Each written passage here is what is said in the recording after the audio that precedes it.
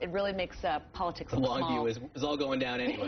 No, I mean, it's interesting for me because technology is going to be a big driver. Middle classes are going to rise. You're going to see by 2030, according to this report, for the first time ever, most people in the world won't be poor. A majority of people will be out of poverty. So you're seeing kind of a rising tide, but very, very big changes.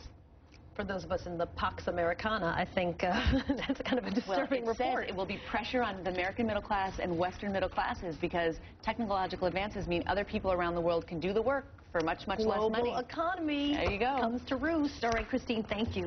21 days till the fiscal cliff. Negotiators have become very, very quiet, which is a little odd for them. Not much is known specifically about what's happening behind those closed doors. We want to get to Congressman Steve Israel. He's a Democrat from New York. He's chairman of the Democratic Congressional Campaign Committee. It's nice to have you with us once again. You know, I'm always worried. Worried when there's not a lot of noise coming out of Washington, D.C. And now everything's gotten very quiet to the point where both the Speaker and the President have been releasing press releases that are almost identical, which is a little strange in and of itself. Does this mean that we're actually in a good way, that the talks are moving, as the Washington Post says, you know, positive turn? Yeah, look, nothing is certain, but in this case, I think whispering in the White House is better than finger-pointing in the media.